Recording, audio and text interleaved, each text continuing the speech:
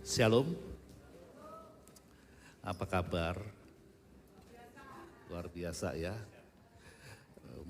Oke, saya nggak tahu udah berapa lama ya. Cukup lama ya, nggak menjumpai saudara. Dan saya akan buka dengan ayat Kolose 1 ayat 28 dan 29. Ini nggak boleh dilupakan oleh setiap murid Kristus. Kolose 1 ayat 28 sampai 29. Saya akan bacakan ayat 28, saudara 29.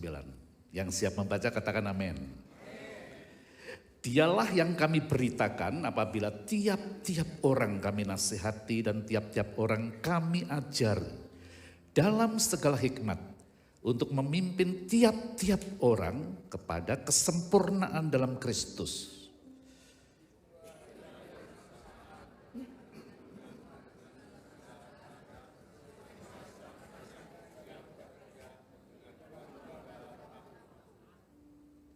Iya. Saudara, inilah yang diusahakan oleh Paulus sebagai rasulnya Tuhan atas jemaat-jemaat yang Tuhan percayakan kepada dia. Jadi inilah yang dipergumulkan oleh Paulus, tanggung jawab Paulus kepada Tuhan yang telah menetapkan dia sebagai rasulnya Tuhan. Dia ingin supaya jemaat yang Tuhan percayakan itu bertumbuh dewasa. Dia selalu menasehati, mengajar dan memimpin setiap mereka agar semakin bertumbuh serupa dengan Yesus. Itulah kerinduan para rasul, bukan hanya Paulus saja. Dan bukan hanya para rasul, itulah kerinduan penatua untuk jemaat yang Tuhan percayakan. Dan pastikan saudara bahwa saudara sedang bertumbuh. Bertumbuh ke arah Yesus tentunya. Ya, setiap orang tua pada umumnya menginginkan anaknya bertumbuh tentunya.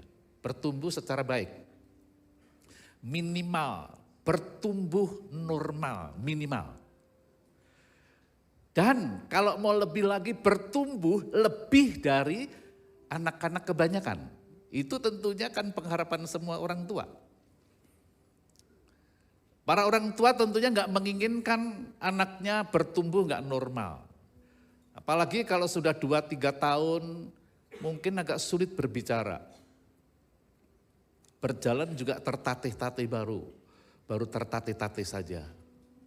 Nah itu saya alami ketika cucu saya yang pertama lahir. Udah hampir 2 tahun bicaranya sepertinya kayak nggak lancar gitu. Wah khawatir itu, padahal ini opa ini. Ya. Dan kedua orang tuanya, maksudnya anak menantu saya tentunya juga khawatir. Sehingga dilesin untuk apa sih? Terapi. Di terapi, wah itu saya agak cukup pergumulan walaupun itu cucu ya. Ya pergumulan dan saya nggak mau cucu saya ini ada apa-apa gitu. Ya, kan normalnya umur setahun sudah belajar berbicara, ada yang sudah agak lancar sedikit, setahun lebih lah. Berjalan begitu ya. Nah cucu saya yang pertama, wah kok sulit sekali berbicara gitu. Ya tapi puji Tuhan, sekarang sudah 10 tahun ya. 10 tahun dan longcer ya. Dan ngomongnya sama teman-temannya itu pakai Inggris lagi. Telepon pakai Inggris, tak. Opanya bingung. Nah saudara, demikian juga Tuhan, Bapak kita. Dia ingin saudara dan saya bertumbuh normal, minimal. Bukan hanya bertumbuh secara pengetahuan saja. Tapi bertumbuh ke arah dia. Semakin serupa dengan dia. Kita harus berubah saudara. Segala sesuatu sekarang ini berubah. Sains, teknologi itu berubah sekali. Apalagi di zaman digital sekarang ini saudara. Baby boomers udah ketinggalan. Kayak saya itu udah ketinggalan saudara. Ya, jadi Bapak di surga ingin sekali anak-anaknya yang sudah ditebus dengan mahal darah anak tunggalnya. Dia ingin kita bertumbuh, saudara, berubah. Nah, saudara, hanya ada dua pilihan, bertumbuh ke arah yang baik atau enggak baik. Cuman ada dua kekuatan, dua kerajaan, saudara. Kerajaan terang dan kerajaan gelap. Kerajaan Allah dan kerajaan iblis. Selalu cuman ada dua pilihan. Kalau kita enggak hidup di dalam kerajaan terang, mau enggak mau, sadar enggak sadar, sebenarnya kita ada di bawah kerajaan kegelapan. Kalau kita enggak hidup di dalam kerajaan Allah, maka kita sesungguhnya dikendalikan oleh kerajaan iblis. Kita enggak sadar, saudara. Hanya ada dua penguasa, Yesus atau Lucifer. Saya sebut Lucifer dulu ya. Atau iblis si naga tua itu. Kalau kita enggak mengabdi kepada Yesus, otomatis kita enggak sadar, kita dikendalikan oleh Lucifer. Jelas?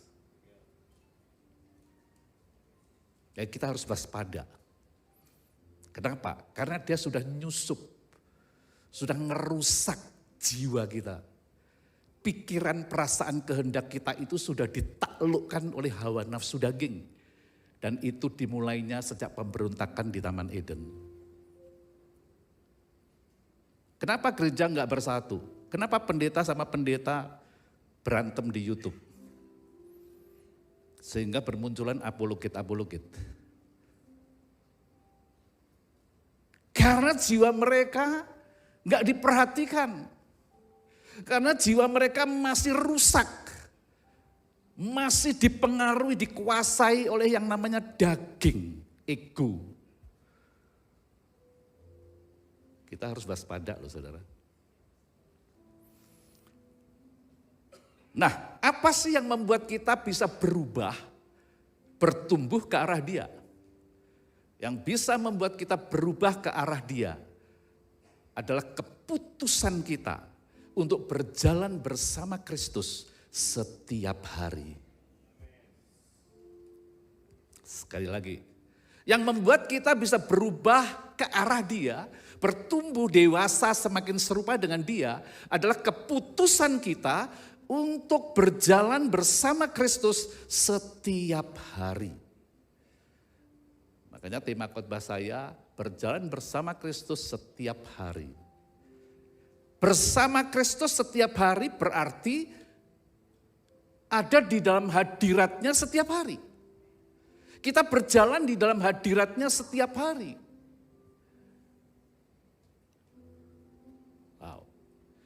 Apa yang kita harus lakukan untuk kita bisa berjalan bersama Kristus setiap hari?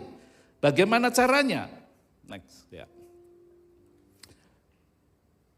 Yang pertama-tama, yang paling utama adalah membangun kesadaran bahwa Kristus telah tinggal di dalam kita. Kita harus membangun kesadaran setiap hari loh, bahwa Kristus itu telah tinggal, bukan akan tinggal, saudara. Kristus telah tinggal. Sekarang Kristus ada di dalam saudara loh. Ingat. Ya, dan kita harus membangun kesadaran itu. Mengapa? Karena seringkali kita enggak sadar bahwa dia telah tinggal di dalam kita. Saudara enggak sadar seringkali ini. Bahwa Kristus telah tinggal di dalam saudara. 1 Korintus 6 ayat 19 dan 20, perhatikan. Atau tidak tahukah kamu bahwa tubuhmu adalah bait Roh Kudus yang diam di dalam kamu. Roh Kudus yang kamu peroleh dari Allah dan bahwa kamu bukan milik kamu sendiri. Sebab kamu telah dibeli dan harganya telah lunas dibayar. Karena itu muliakanlah Allah dengan tubuhmu.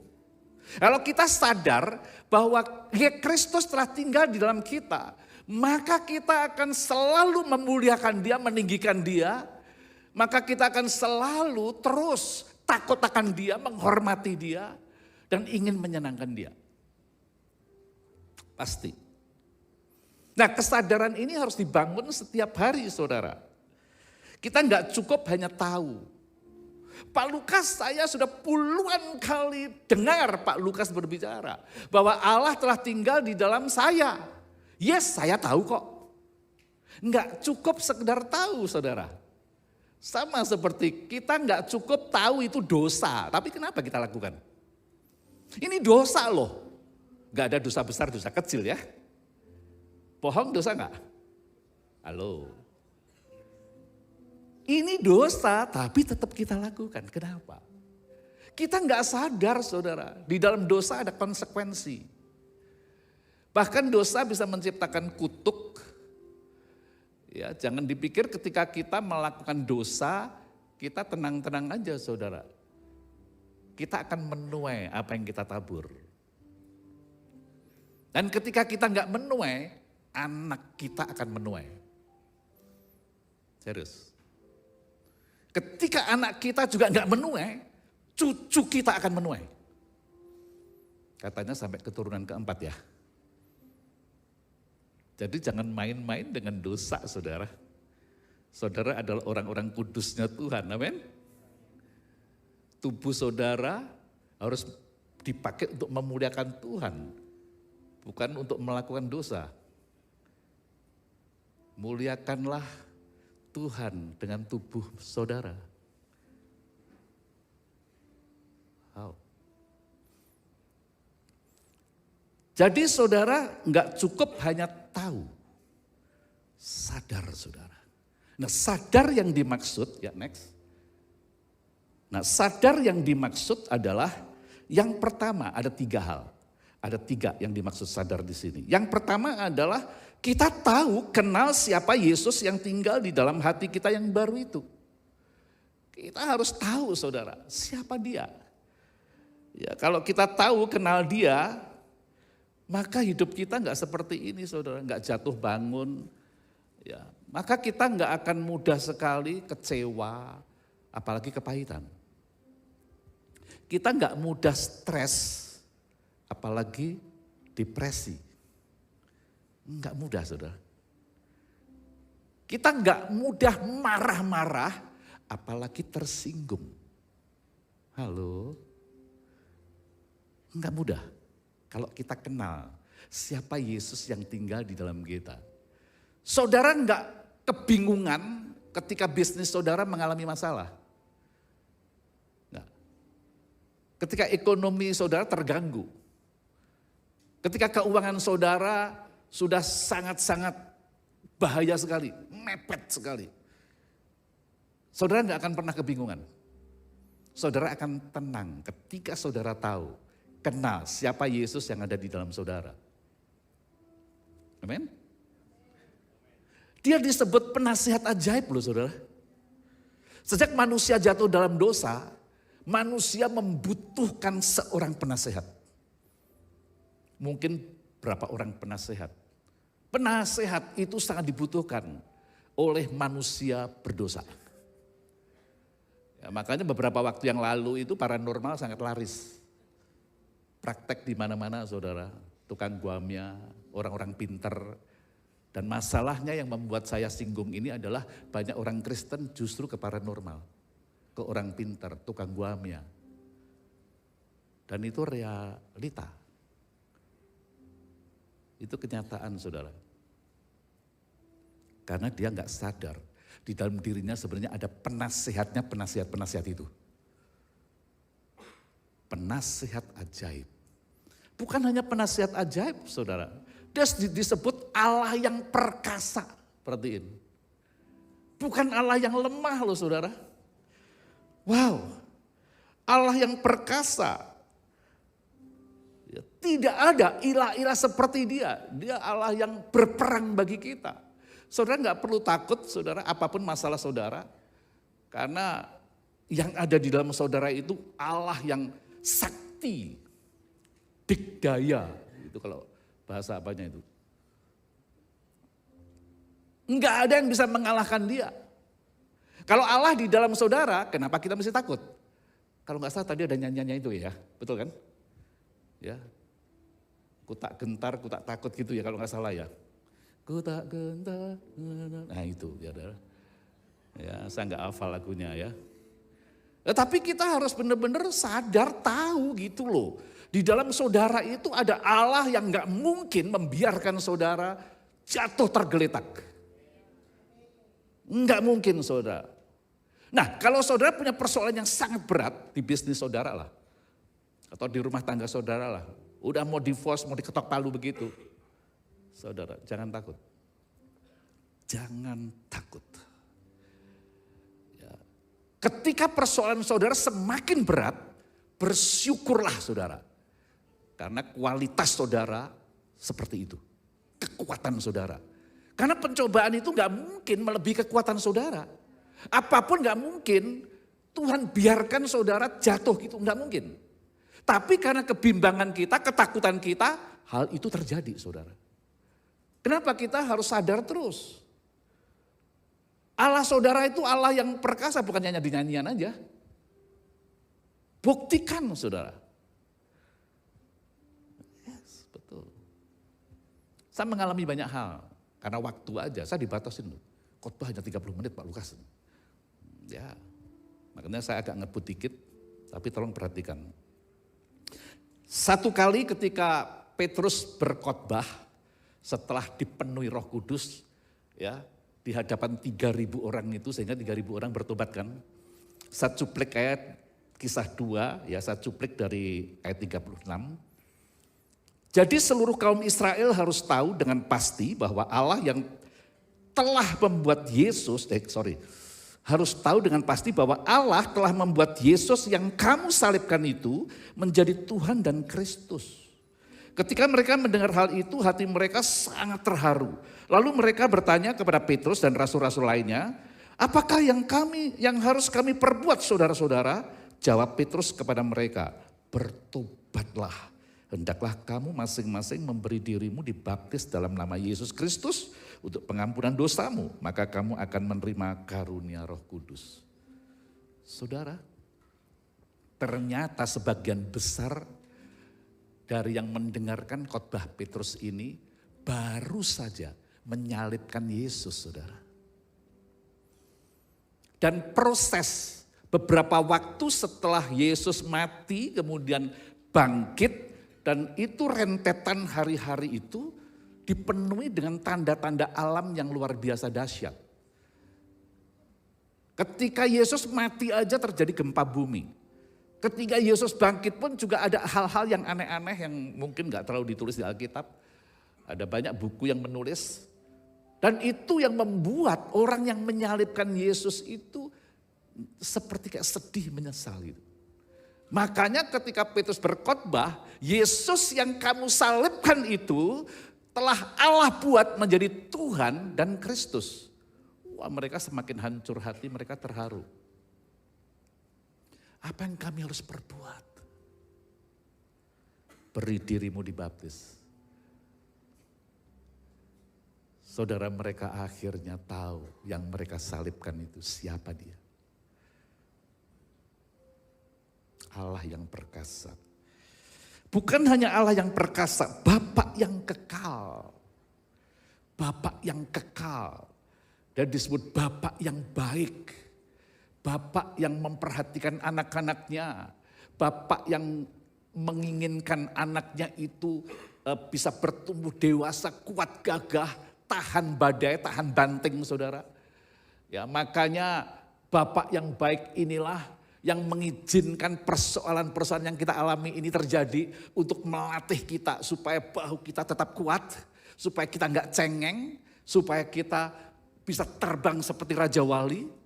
Ya, melampaui badai-badai itu saudara. Ya, Raja Wali bukan burung pipit ya.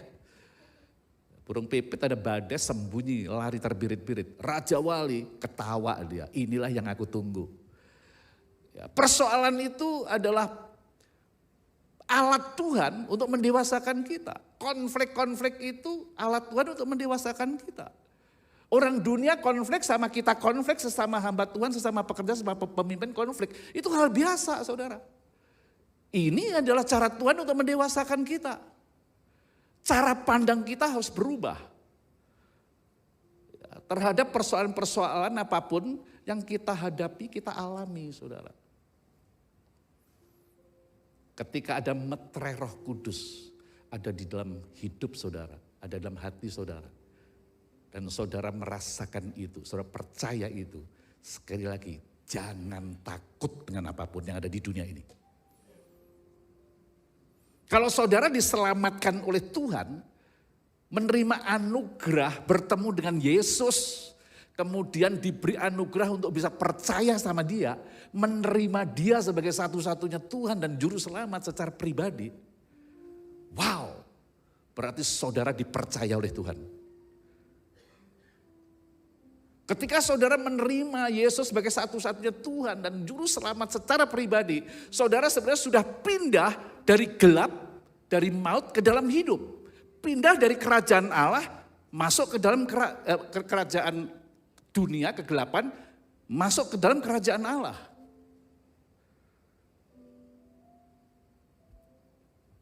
Hidup di dalam kerajaan Allah itu sekarang, saudara, bukan nanti. Bukan. Hidup di dalam kerajaan Allah adalah hidup di dalam segala ketetapan Allah. Hidup menurut peraturan-peraturan Allah yang sudah ditulis di dalam Alkitab. Dan saudara mulai hidup dengan cara yang baru sebagai warga kerajaan Allah. Enggak sama dengan cara dunia. Saudara sebagai laki-laki jadi pria sejatinya Allah. Sebagai seorang suami kasihi istri. Apapun keadaannya. Sebagai seorang istri hormati dia. Layani dia. Tunduk kepada dia. Sebagai orang tua tanggung jawab. Didik anakmu di jalan-jalan Tuhan. Sebagai anak hormati orang tuamu. Sebagai bos di kantor. Wow, ingat engkau juga punya bos di sana. Dan kita ini bukan pemilik, kita ini hamba, ini value kita. Kita di dunia ini hanya hamba, enggak berhak memiliki apapun yang ada di dunia ini. Saudara jangan mengejar ciptaan Tuhan, saudara diberi tugas untuk menguasai ciptaan Tuhan, bukan mengejar. Halo? Ada orang?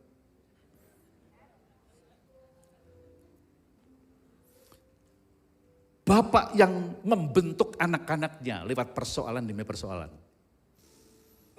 Apalagi sesama jemaat tubuh Kristus, sesama pekerja, sesama pemimpin lagi kelas konflik itu. Sekarang ada di sini saling nggak ngomong lagi. Wah, itu baik untuk pelajaran. Baik untuk pelajaran. Yuk. Bukan hanya Allah perkasa saja, dia Raja Damai. Ya, Raja Damai. Seharusnya kita semua nggak cari-cari damai di tempat yang lain. Ya namanya aja Raja Damai, loh, sumber damai itu ada. Karena kita nggak sadar, kita nggak kenal dia. Ya, kalau kita tahu mengenal Yesus sebagai Raja Damai, maka kita akan berkata seperti Asaf. Ya, seperti Asaf ya. Dia berkata di Mazmur 73 begini. Siapa gerangan ada padaku di surga selain engkau? Selain engkau tidak ada yang kuingini di bumi. Sekalipun dagingku dan hatiku habis lenyap, gunung batuku dan bagianku tetaplah Allah selama-lamanya. Saudara tahu ini? Mazmur itu dinyanyikan saudara.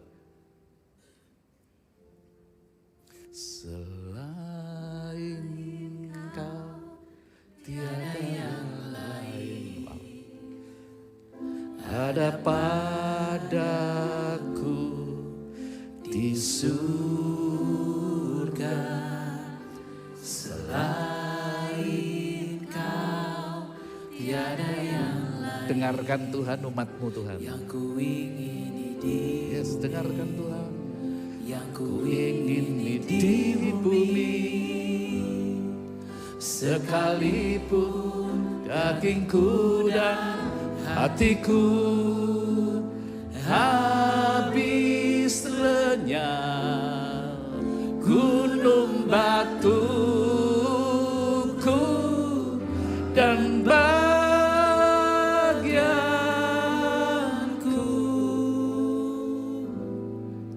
Tetaplah Allah selama-lamanya. Sekalipun dagingku,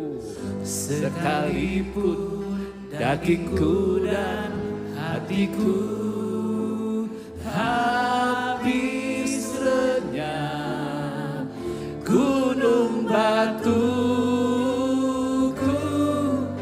dan bagianku.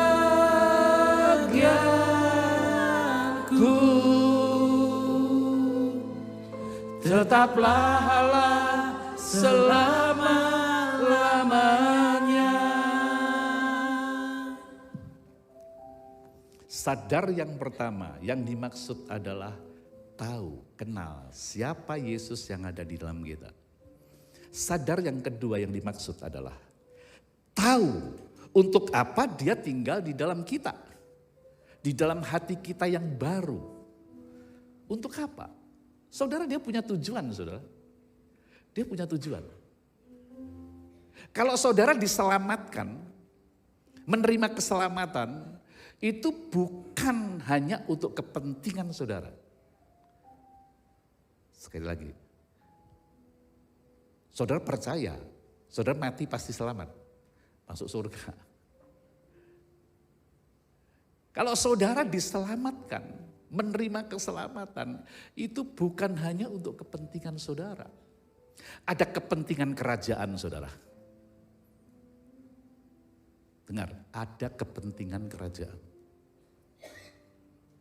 Saudara harus tahu tujuan dia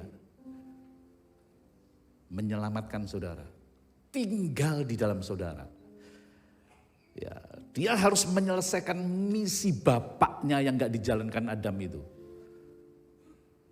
Dia harus menyelesaikan misi. Jadi sebenarnya semuanya karena misi Bapak. Dia harus tinggal di dalam hati kita supaya ia dapat memimpin kita, membawa budaya cara hidup baru tadi ya di dalam kehidupan kita. Dia memimpin kita untuk membawa surga di dalam kehidupan kita. Dia memimpin kita untuk membawa surga di rumah tangga kita, di keluarga kita. Dia akan memimpin kita membawa surga ke dalam komunitas kita, ke dalam bisnis kita, di kantor kita, di sekolah kita, dimanapun kita berada, bahkan di tempat di mana kita tinggal, di lingkungan-lingkungan itu, supaya dia memimpin kita membawa surga. Minimal membawa hadirat surga. Perhatikan. Saya habis diminta untuk mempertajam visi ya Abalef LA. Dan saudara, saya sampaikan di sana karena untuk bisa survive di Amerika seorang hamba Tuhan itu nggak mudah, saudara, nggak mudah. Apalagi keadaan Amerika sekarang nggak seperti kayak puluhan tahun yang lalu. Nggak sama, saudara. Dulu pastor itu namanya pastor, gembala itu dihormati. Sekarang dikasihani, saudara. Serius. Oh, kamu pastor ya? Dulu dihormati dulu. Ini kebalikannya. Dan anak-anak kita yang menjadi pemimpin, apalagi punya anak di sana nggak ada pembantu, ya bekerja sendiri di rumah. Dan ya gereja nggak sanggup memberikan gaji, nggak sanggup. Bayangin aja, dihitung-hitung saudara, 8.000 US dollar itu minim sekali. Apalagi ini di kota yang biaya hidupnya sangat tinggi sekali. Saudara, dan saya diminta karena 18 tahun hanya saya yang belum ke sana. Karena saya lagi konsentrasi di dalam. Ya sebenarnya ke Amerika sama ke Depok sama aja, capeknya minta ampun di sana. Apa bedanya sekarang? Amerika kayaknya enak, no. Nah kemudian saudara, setelah saya melihat kondisinya, mereka harus buka usaha. Ini pastornya, ini pemimpin anak-anak kita itu harus, kalau enggak hidup saudara. Apalagi punya anak 2, 3 gitu, mana bisa hidup di sana. Mereka harus buka kafe, puji Tuhan ada seorang hamba Tuhan yang dimuridin, dipulihkan, usaha maju besar sekali, dikasih modal, buka kafe. Ya, kemudian mereka harus membagi waktu, mereka harus hari Minggu, jadi yang biasanya aktif melayani di gereja, hari Minggu nggak bisa ibadah. Seperti itu. Terus saya tanyakan, kamu ke LA ngapain? Kamu punya passion, kamu punya visi, punya panggilan di LA, ngapain? Apa yang kamu kejar di LA? Kalau kondisinya seperti itu. Tapi setelah saya melihat kafenya saudara, dan kemudian di sana para pekerjanya itu bule. Biasanya kan kita kerja sama orang bule. Ini orang bule kerja sama kita nih. Kerennya di situ, mulai saya berpikir ini ada apa ini ya. Saya perhatiin itu kafe itu. Wow, Tuhan berikan pencerahan sama saya. Gereja yang sesungguhnya ya kafe inilah gereja yang sesungguhnya. Gereja itu adalah yang sebenarnya Senin sampai Sabtu itulah gereja. Bukan seminggu sekali ini. No. Ini kita kumpul-kumpul menerima arahan, menerima teguran, mendidik perilaku, ya, menasehati. Saudara hanya menerima itu di sini. Tapi Senin sampai Sabtu itu loh. Di mana gereja? Gereja itu bukan organisasinya, bukan gedungnya. Tapi fokus kita, konsentrasi kita hanya acara kebaktiannya ini. Maaf. Senin sampai Sabtu saudara adalah gereja. Di rumah itu gereja saudara. Di kamar saya, gereja saya sama istri. Di rumah sama anak-anak, bahkan ada sama asisten rumah tangga. Di kantor gerejamu. Kemudian saya sampaikan, justru Senin sampai Sabtu ini mereka bisa melayani klien, orang yang mau makan, itu hanya brunch saja. Jadi buka jam 11 sampai jam 2, sampai jam setengah 2 lah. Mereka melayani orang mau makan, minum kopi, layani mereka seperti engkau melayani hari Minggu ini loh, jemaat-jemaat ini. Halo. Jangan kita hanya melayani orang-orang itu di hari Minggu. Tapi Senin sampai Sabtu jadi bos semua. Halo. Ketika saya sampaikan ini, wah mereka terbuka, mereka nggak tertuduh. Mereka nggak tertuduh. Baik, tapi ingat, sebelum dibuka kalian harus datang agak pagian, bukannya jam 11. Jam 9 datang, worship, nyembah, bagi renungan firman. Itulah gereja akhir zaman menurut saya. Tolong Senin sampai Sabtu, jadilah gereja yang membawa terang dan garam. Halo, yang setuju katakan amin keras. Yes, gitu maksud saya.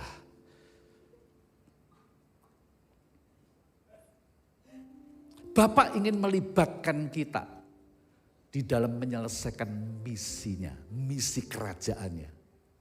Bapak ingin melibatkan saudara dan saya. Sadar. Sadar yang ketiga adalah mengalami kehadirannya. Mengalami hadiratnya setiap hari, saudara. Berjalan bersama Yesus setiap hari artinya kita berjalan di dalam hadiratnya. Bagaimana kita berjalan di dalam hadiratnya kalau kita nggak menyukai? Ada satu pekerja, ini orang lama ini, bukan orang baru ini, pekerja. Ya dia nanya, Pak, berjalan dalam hadiratnya setiap hari, Pak. Kalau gitu kita nggak ngapa-ngapain dong. Pak, asal minggu kebaktiannya penuh dengan pengurapan, lagu-lagunya enak, WL-nya penuh pengurapan, yang nyampein firman enak, oke, canggih gitu. Saya sih cukup sih. Seminggu aja. Saya bisa ada dalam hadiratnya. Ya, paling enggak sama komsel deh. Jadi 1 minggu 2 kali. Saudara, ada pekerja cukup orang lama. Bisa menyampaikan pemikirannya seperti itu, saudara. Saya sampai terdiam loh, saudara. Wow, ini pekerja lama ini. Saya takutnya bukan hanya dia aja yang berpikir seperti itu. Apalagi dia bilang, Pak, bagaimana kalau saya lagi hangout ke mall rame-rame gitu, berjalan dalam hadiratnya gimana, Pak? Oh, kalau enggak saya kuper loh, Pak.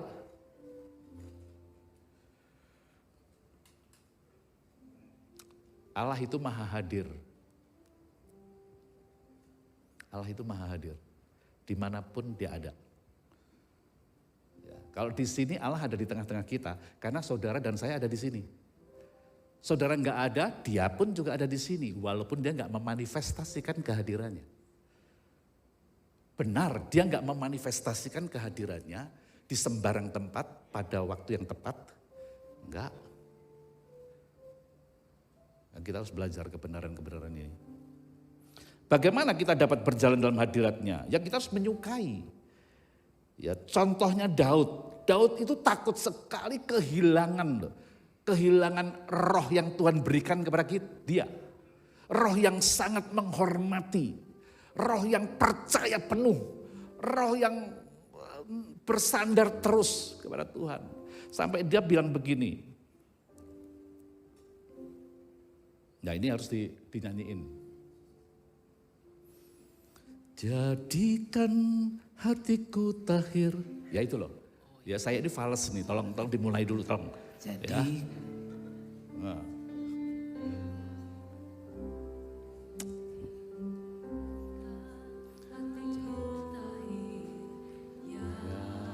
Ayo kita nyanyi sama-sama ya. Dan perbaharuilah batinku, amin. Jadikan hatiku tahir, ya perbaharuilah batinku. Sama-sama katakan. Jangan buang aku dari hadapanmu. Jangan ambil rohmu dariku. Bangkitkan lagi bahagia keselamatanku, dan perbaharuilah batinku. Sebenarnya saya ingin nyanyi terus sih, mengungkapkan, tapi karena waktu. Bagaimana kita dapat berada di dalam hadirat Tuhannya yang kudus itu? Darah Yesus dan atau iman akan penebusan Kristus adalah jaminan satu-satunya bagi kita untuk masuk ke dalam tempat kudusnya Tuhan dan mengalami persekutuan intim dengannya di hadirat kudusnya. Hanya darah Yesus, saudara. Tanpa darah Yesus, tanpa kematian Yesus, kita nggak layak bisa mati, saudara. Zaman dulu itu kan Allah menyatakan kehadirannya lewat tabut perjanjian. Ratusan tahun tabut perjanjian itu dibawa oleh Israel. Dan selama tabut perjanjian itu terus diusung dengan cara yang benar, dibawa dengan cara yang benar, Israel nggak pernah kalah perang. Nah setelah kemudian Salomo membangun ya bait sucinya Salomo itu, tabut perjanjian akhirnya ditaruh di bait sucinya Salomo. Wah, megah sekali saudara. Tetapi kemudian hancur juga. Tinggal tabut perjanjian. Ya. Dan Tuhan bilang yang akan dipulihkan adalah pondok Daud. Di mana hanya ada tabut perjanjian. Ditaruh di sebuah kemah, apa itu? Ya kemah ya. Dari kain kayak belaju gitu loh, kain tebal gitu. Dan kemudian tabut perjanjian itu harus dikelilingi oleh para imam Lewi yang menyembah siang malam 24 jam gak pernah berhenti. Digilir, dijadwalin 8 jam kalau gak salah ya. 8 jam. Selalu bergilir penyembahan terus, inilah yang dikehendaki oleh Allah. Di bait suci Salomo maupun tabernakel Musa, orang yang bisa menghampiri tabut perjanjian itu yang ditaruh di ruang maha kudus itu, enggak sembarangan orang bisa mati itu. Itu hanya imam besar, imam biasa aja enggak dibolehkan. Bisa mati itu imam. Dahsyatnya seperti itu saudara. Ya. Dan hanya imam besar dan itu pun setahun sekali loh. Imam besar itu imam yang ya paling zaman dulu namanya paling suci lah. Senior sekali.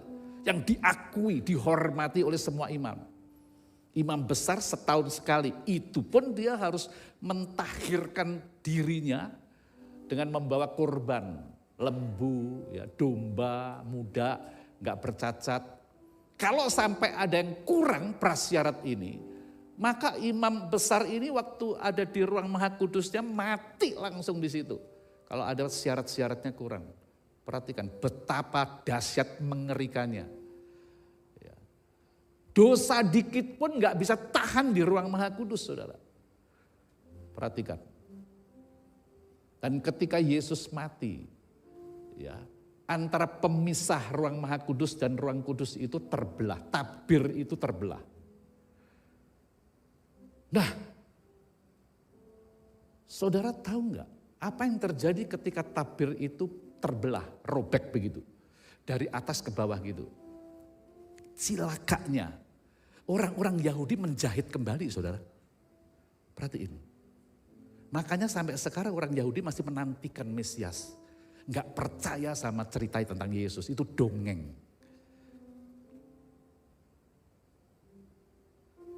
Dan sekarang Allah itu menggunakan tubuh saudara sebagai tabut tadi, sebagai tempat tinggalnya, tempat berdiamnya. Dan dia begitu memakai tubuh saudara sampai saudara mati. Dan dia nggak pernah keluar dari tubuh saudara. Nah saudara harus tahu itu. Saudara kapanpun di mall pun saudara bisa ada di dalam hadiratnya. Orang dia ada di dalam saudara. Tergantung sikap saudara.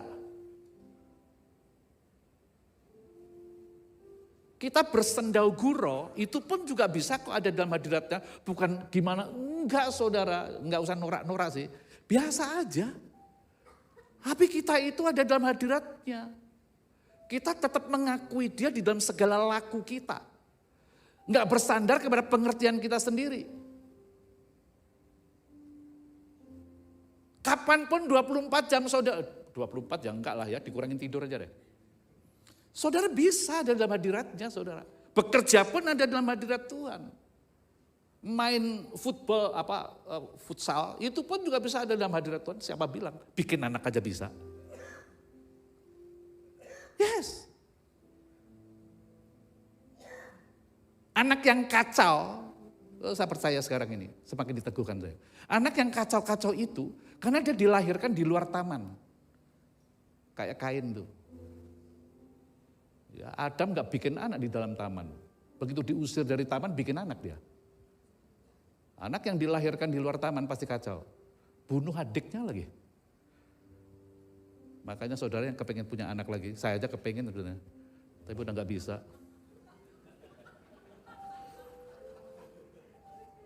Karena ketika tahu kebenaran ini, saya jadi menganjurkan, tolong bikin anak. Tapi anaknya itu anak ilahi gitu, 20 juga gak apa-apa. Daripada satu bikin kacau masyarakat. Halo?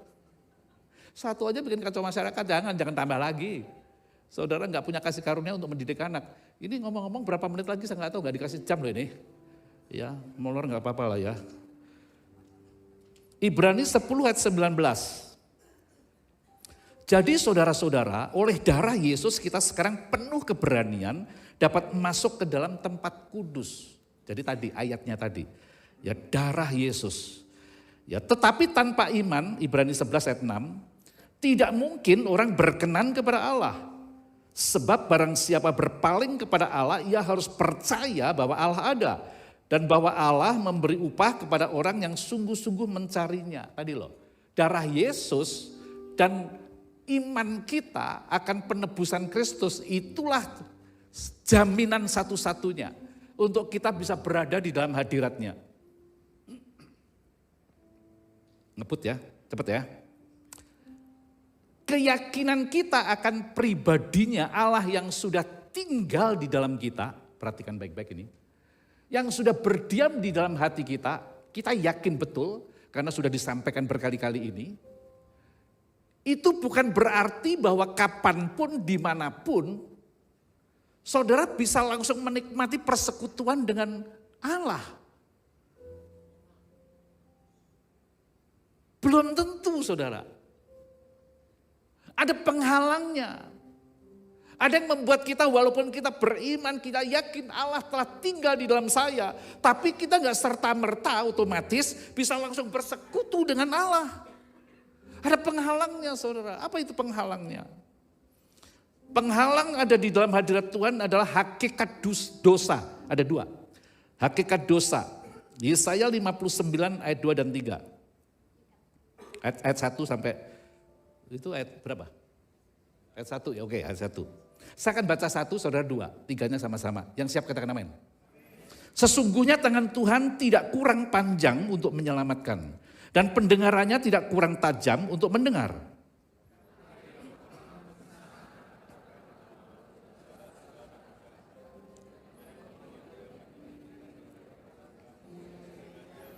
Sama-sama. Sebab tanganmu cemar oleh darah dan jarimu oleh kejahatan. Mulutmu mengucapkan dusta, lidahmu menyebut-nyebut kecurangan. Perhatikan, dosa gak mungkin mendekati hadirat Tuhan. Mendekat kepada Tuhan gak mungkin. Jadi saudara harus setiap hari menjaga supaya saudara tetap kudus. Yang kedua, penghalangnya adalah rasa tertuduh. Ya ayatnya di mana? 1 Yohanes 3 ayat 21. Kita akan baca sama-sama. 2, 3. Saudara-saudaraku yang kekasih, jikalau hati kita tidak menuduh kita, maka kita mempunyai keberanian percaya untuk mendekati Allah. Saya tambah Amsal 28 ayat 13. Siapa menyembunyikan pelanggarannya tidak akan beruntung. Tetapi siapa mengakuinya dan meninggalkannya akan disayangi. Perhatikan. Ya. Nah, solusinya gimana dong? Ya gampang aja solusinya. Yang pertama solusinya terbuka aja di hadapan Tuhan. Kita datang kepada Tuhan terbuka. Yang kedua mengakui ya. Dan kemudian yang ketiga mohon ampunannya. Dengan demikian ia akan menyucikan kita dan membuat kita kembali dilayakkan menghampiri Dia di hadiratnya yang kudus. 1 Yohanes 1 ayat 9. Jikalau kita mengaku dosa kita maka ia adalah setia dan adil sehingga ia akan mengampuni segala dosa kita dan menyucikan kita dari segala kejahatan. Walaupun sebesar apapun dosa yang saudara lakukan. Asal saudara datang dengan kerendahan hati, mengakui di hadapan Tuhan, Dia akan mengampuni. Dia akan mengampuni. Perhatikan, sebenarnya saya mau ngajak saudara nyanyi, betapa besar kasih, ya udah nyanyiin, pengampunanmu Tuhan, tak kau pandang hina hati yang hancur.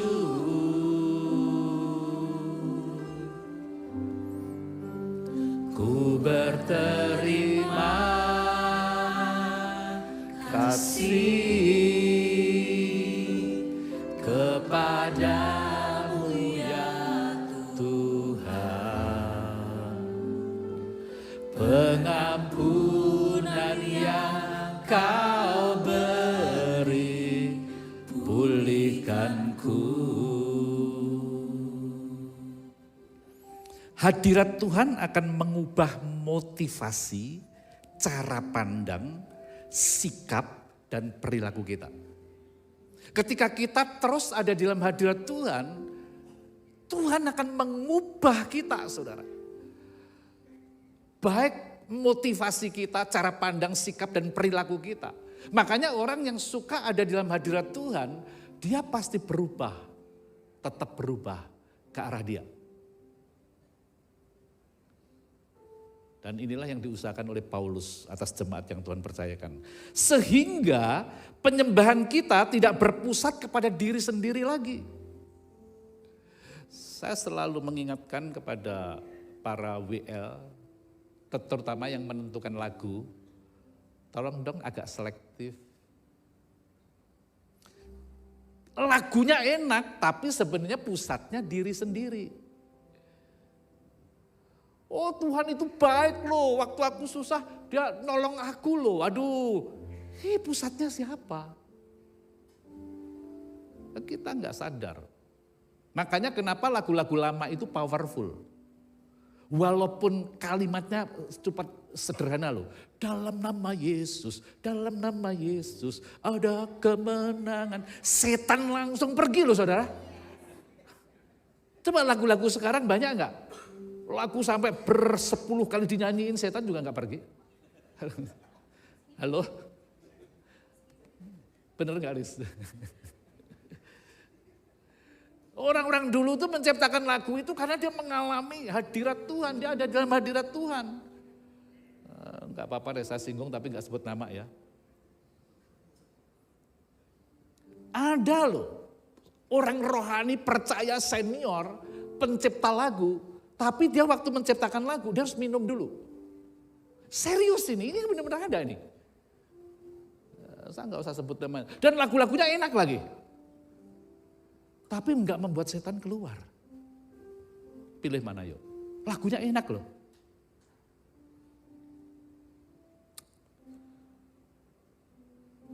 Sehingga ketika kita terus tinggal menyukai hadirat Tuhan, maka penyembahan kita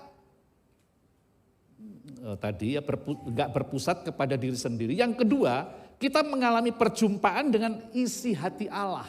Dan kalau kita mengalami perjumpaan dengan isi hati Allah, penyembahan kita akan menjadi penyembahan yang misioner. Wow, inilah yang kita kejar saudara. Ketika kita menyembah, basicnya itu hati misi. Sehingga kita mengasihi orang-orang yang terhilang. Kita mengasihi jiwa-jiwa yang terhilang, kita mengasihi orang-orang yang belum diselamatkan, mengasihi keluarga kita yang belum diselamatkan. Penyembahan kita itu basicnya karena itu saudara.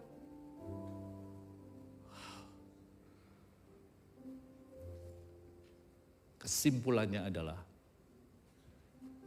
besok kita harus lebih baik dari hari ini. Besok kita harus lebih mengasihi orang-orang daripada hari ini. Kita harus cepat mengampuni orang-orang yang belum kita ampuni. Itulah yang namanya pertumbuhan. Pertumbuhan kita bukan karena kita banyak mengetahui dasar-dasar teologi. Bukan karena itu. Itu baik sekali itu. Bukan gak baik loh ya. Bukan gak baik, bukan. Pertumbuhan kita. Karena hari ini kita lebih menerima kesalahan orang lain. Kesalahan saudara kita dibandingkan tahun kemarin. Itu namanya bertumbuh. Kalau saudara bisa lebih menerima, lebih cepat mengampuni, lebih cepat mengasihi, ya, dibandingkan tahun kemarin, saudara bertumbuh. Mari kita tundukkan kepala. Dan kita akan siapkan hati kita untuk kita melakukan perjamuan kudus. Tetap di dalam hadirat Tuhan, saudara. Ingat dia ada di dalam saudara. Lay behind the stone, you live to die. Yes. Rejected and alone, like a rose, trample on the ground. You took the fall and thought of me, crucified, lay behind the stones. You live to die, rejected and alone, like a rose, trample on the ground. You took the fall and thought of me above all. Haleluya. Saya undang untuk kita bangkit berdiri semua.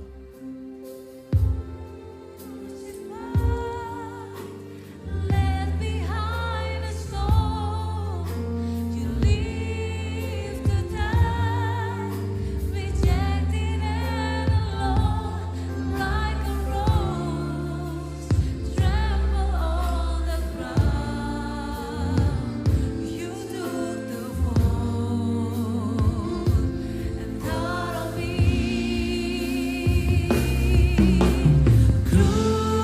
Crucified, lay behind a stone. You live to die, rejected and alone, like a rose, trample on the ground. You took the fall and thought of me above all.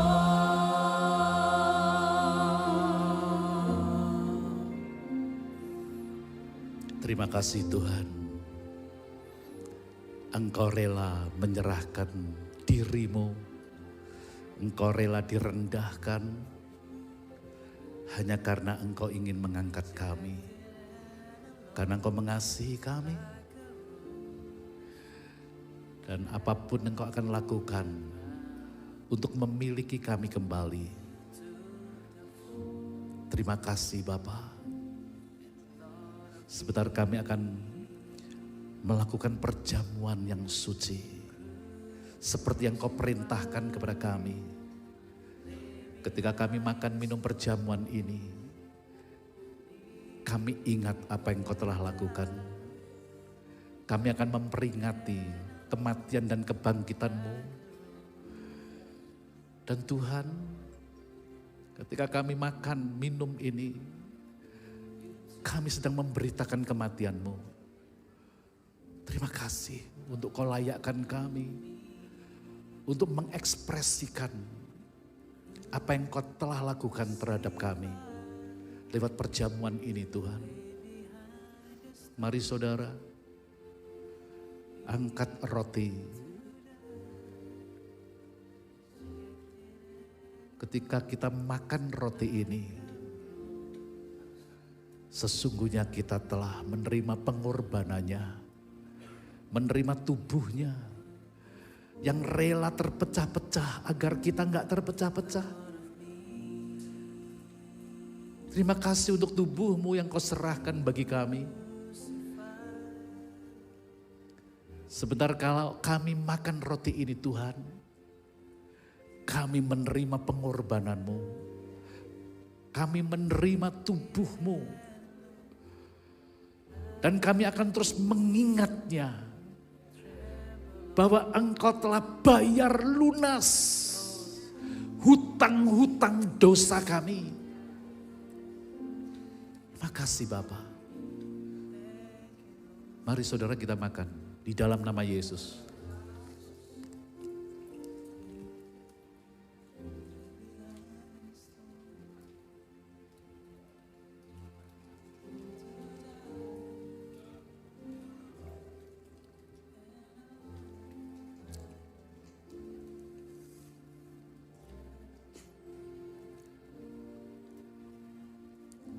Engkau tidak berhutang apa-apa, karena Kau telah lunasi harga tebusan yang diminta. Semahal apapun, bahkan seluruh dosa seisi dunia, Engkau telah bayar. Darah yang mahal itu telah menyucikan kami, menjadikan jalan yang hidup dan baru. Untuk kami boleh memasuki ruang Maha Kudus Bapa. Dan kami dilayakkan, walaupun kami bukan imam besar, tapi Engkau imam besar agung kami, yang memimpin kami bersekutu dengan Bapa Surgawi, kapanpun dan dimanapun. Karena Engkau telah meteraikan kami dengan roh-Mu. Terima kasih untuk darah yang mahal. Ketika kami minum anggur ini, kami menerima darah perjanjian ini. Di dalam nama Yesus mari kita minum. Haleluya. Ucapkan syukur kepada Dia. Haleluya. Yes. Uramasyata karabala bala bala basyika. Sikata-kata karabala. Keluar dari mulut kita, ucapkan syukur dan sembah Dia. Oh,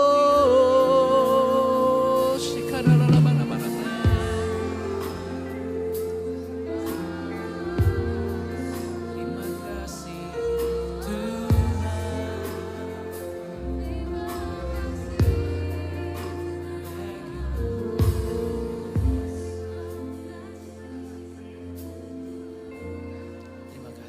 Terima kasih Tuhan, kami bersyukur buat firman-Mu.